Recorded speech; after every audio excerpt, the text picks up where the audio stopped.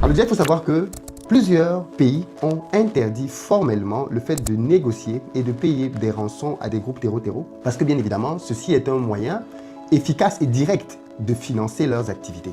Malheureusement, ce n'est pas le cas de tous les pays. Les pays européens, par exemple, ne le font pas, ou du moins officiellement ne le font pas. Ce qui fait que quand il y a des enlèvements qui sont faits, il y a derrière des négociations, mais de façon officielle, rien n'est fait pour pouvoir obtenir des libérations, ou du moins, on ne paye pas pour cela. On négocie, on peut mettre plusieurs choses sur la balance, mais pas de l'argent. Mais les Émirats Arabes Unis ne font pas partie des pays qui ont signé ce type d'accord. D'ailleurs, il faut savoir qu'il y a des pays qui poussent pour qu'au niveau de l'ONU, ceci soit désormais obligatoire à tous les pays dans le monde entier, qu'on ne paye donc plus de rançon. Mais pour le moment, ce n'est pas le cas. Et beaucoup de sources disent, notamment l'agence britannique dit que les Émiratis ont versé 50 millions de dollars pour pouvoir libérer 2 otages. Alors, qui sont ces otages? Comment ont-ils fait pour se retrouver là?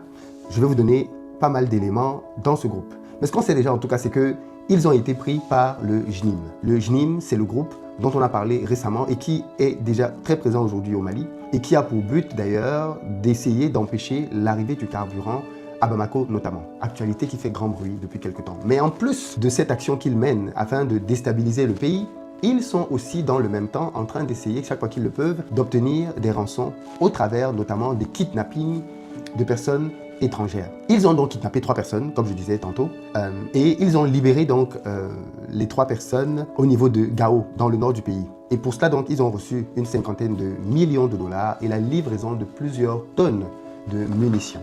Ce qui, bien évidemment, laisse craindre le pire dans le cadre de leurs opérations sur le terrain. Il y a eu des négociations secrètes qui ont duré pratiquement 1 mois. Mais il faut déjà que vous compreniez les faits. Comment est-ce que ces personnes ont été prises en otage? Alors, ils ont été enlevés dans un aérodrome qui est situé à une trentaine de kilomètres de la capitale malienne. Cette prise d'otage, malheureusement, a été une de plus qui, bien évidemment, vient rappeler la stratégie que ce groupe-là essaye d'opérer au Mali. Ils multiplient les attaques autour de la capitale Bamako. Ils sont très souvent repoussés par les FAMA, mais de temps en temps, ils parviennent à leur fin. Et notamment le 23 septembre dernier, ils sont parvenus à réussir un enlèvement à côté de la capitale.